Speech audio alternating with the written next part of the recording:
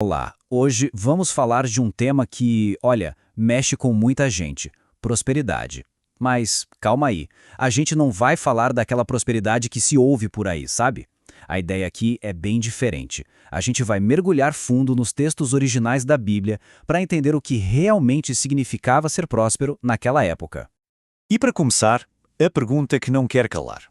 Será que prosperidade na Bíblia é só sobre dinheiro? É sobre ter coisas, ter riqueza?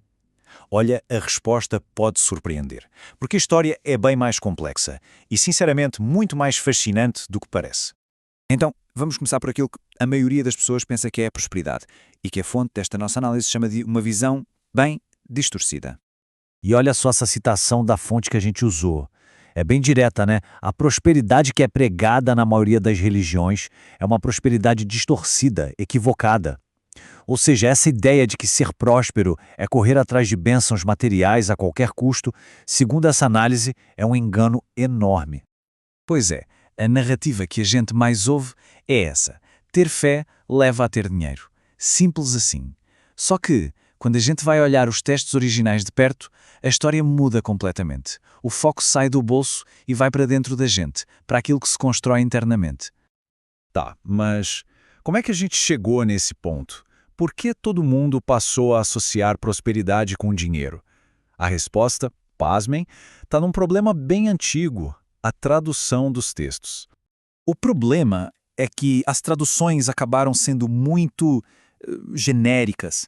Pensa assim, o hebraico original era super rico, cheio de nuances, mas na hora de traduzir, pegaram vários conceitos diferentes e jogaram tudo debaixo de um único guarda-chuva, uma única palavra: prosperidade. E aí, claro, muita coisa se perdeu no caminho. Vamos ver isso na prática. Olha só, no hebraico não existia uma palavra para prosperidade. Eram várias, cada uma com um significado bem específico, bem único. O que aconteceu? Traduziram tudo como se fosse uma coisa só: prosperidade. E o resultado? A gente ficou com uma visão super limitada, focada quase que exclusivamente em dinheiro. E agora a gente chega na parte que eu acho mais interessante. A fonte que a gente analisou mostra que a prosperidade bíblica de verdade é construída em degraus. Isso mesmo, uma escadinha. E o mais importante, não dá para pular etapas. E que degraus são esses? São 4. Primeiro, Shalá, que é paz. Depois, Sekel, sabedoria. Em seguida, Tsalá, sucesso. E só lá no topo, por último, vem Ashir, que é a riqueza. Cada um depende do anterior. Vamos entender cada um deles agora. Então, a base de tudo, o primeiro degrau é Shalá. E isso não tem nada, absolutamente nada a ver com dinheiro. É sobre paz. É a prosperidade do espírito, sabe? Aquela tranquilidade, aquela calma interior, mesmo quando tudo lá fora está um caos. Sem essa base, nada mais se sustenta. Ok, com a base da paz, do Shalá, a gente sobe para o segundo degrau, Sekel. Aqui a gente está falando de prosperidade intelectual. É sabedoria, entendimento, prudência. É saber tomar as decisões certas. Pensa bem, sem isso qualquer sucesso que viesse seria só sorte. E não duraria, não é? E aí sim, com paz e sabedoria, a gente chega no terceiro degrau, Salá. Esse já parece mais com o que a gente chama de sucesso hoje em dia. É a capacidade de fazer as coisas darem certo, de florescer, de crescer. Mas percebe?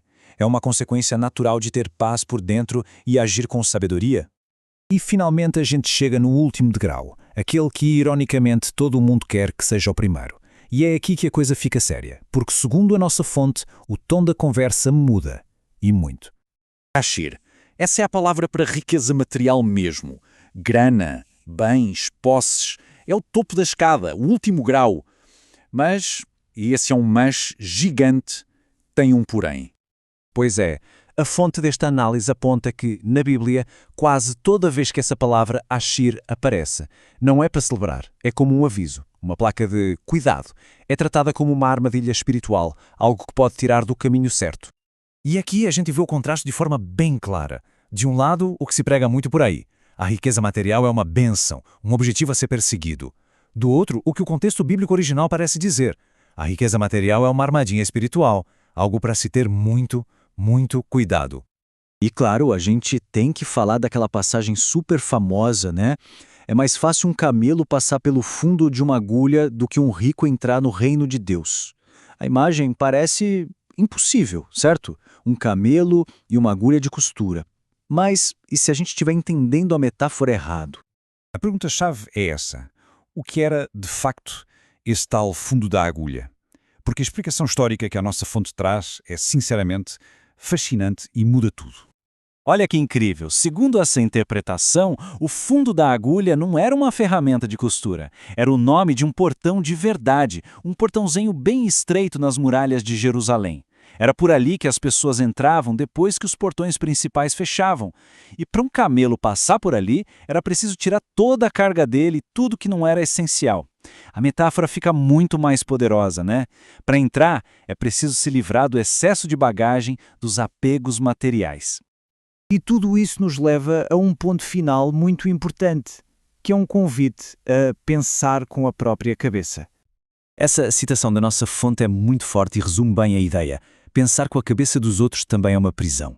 Quando a gente só aceita o que os outros dizem, sem questionar, a gente vira refém de ideias, de dogmas. A verdadeira liberdade é ir lá e investigar por conta própria. Então, resumindo a ópera, a verdadeira prosperidade, pelo menos nesse contexto bíblico original, não é um prémio no final da corrida. É a própria construção. É o alicerce que a gente constrói, começando com paz interior e sabedoria. O resto é consequência. E a riqueza material, como vimos, é uma consequência que vem com um grande sinal de alerta. E para fechar, fica a reflexão. Se a gente tira a riqueza material do topo da lista de prioridades, o que sobra? O que é então a verdadeira prosperidade? Pelo que esses textos antigos sugerem, a resposta não está lá fora, numa conta bancária, mas sim aqui dentro. É uma jornada e não um destino. E essa é uma ideia que no mínimo dá o que pensar.